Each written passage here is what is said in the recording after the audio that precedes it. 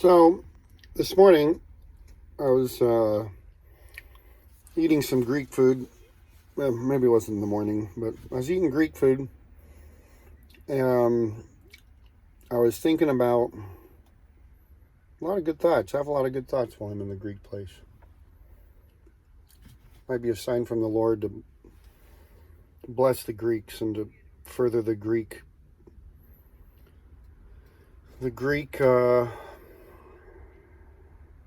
culture or Greek empire. I don't know, but there's blessings on me in relation to the Greeks, and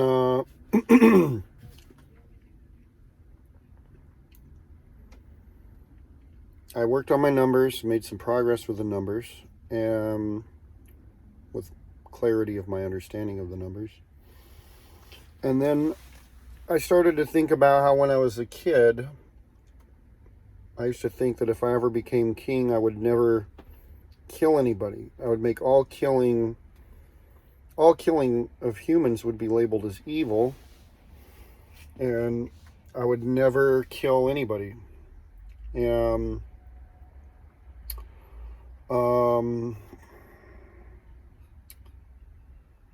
I can appreciate that thought, but now I'm a little older. Now that I feel like I've been neglected by the Lord, and I bitched to God about being neglected by Him so much, God responds by saying, look, humans treat other humans very bad. You humans treat each other very bad. Everything that hurt you is because of other humans treating you bad, not because I treated you bad. And I'm like, well, fuck, human to human treatment's pretty low. We don't live like kings, and we don't pursue kingliness and kingdoms of our own. We don't strive very hard to treat each other like kings. We're not familiar with kingdoms. So if I was to become a king, I would set an exemplary example by which all the other kingdoms would follow. By other kingdoms, I mean families. Every family would be a mini kingdom that is striving for their own pursuit and expression of an exemplary example. And that is how I would foster the solution, is by getting everybody to cast their gaze on being the solution, and solution-minded, which is managing their own kingdom, instead of getting everybody fault-minded, where they're focusing on faults and imperfections and trying to punish or social justice the wrongs. I would get them to be pursuing the best example of the solution they think they could possibly pursue. And that's what family is. With the full knowledge that all kingdoms, no matter where their placement or size and scale or location are,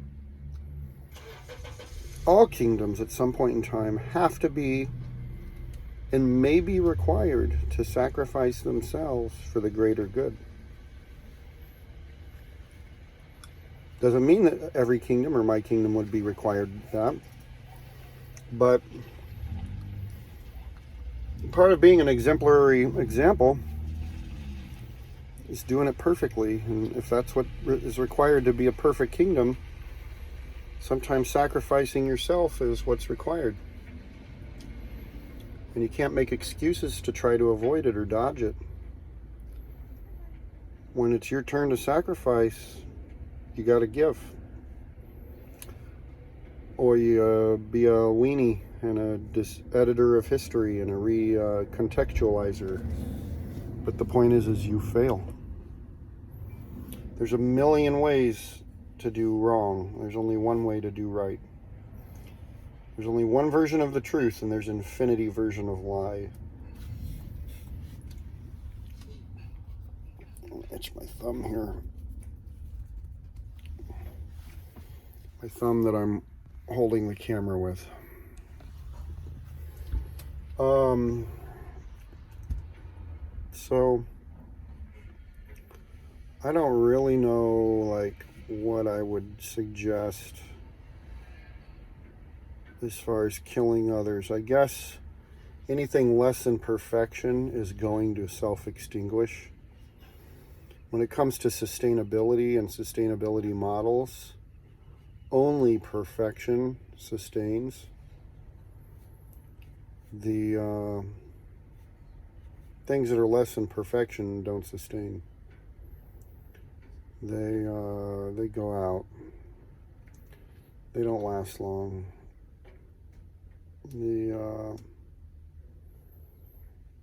The perfection is the sustainability model for everybody,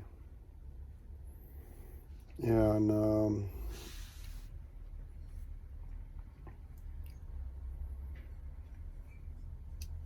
to the degree that you can align yourself with perfection is to the degree you can sustain. And clearly great empires of the past did better and had less dirt within themselves. But clearly this is a question God's looking at us with. This is truth. God is looking at humanity, not getting too upset about any one time period or any one thing. He's saying, look, I'll watch this shit for tens of thousands of years, and I'm going to watch what parts sustain and what parts go extinct. Only the perfection will sustain. So God isn't too ticked off about any one part. In fact, God really probably doesn't feel like he ruined any of it. He thinks that humans have ruined it.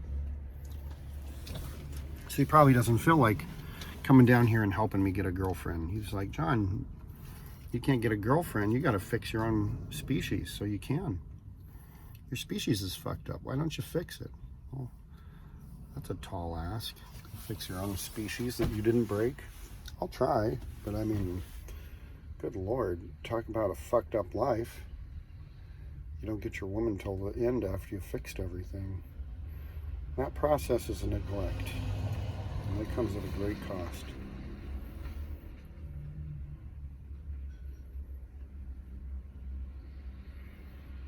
I did not create this world. The Lord is trying to exempt himself from his own creation. He also created man, and if man has a downfall or stoops to a low level, I don't think it's right that God exempts himself from that either. But the Lord thinks that he's exempt.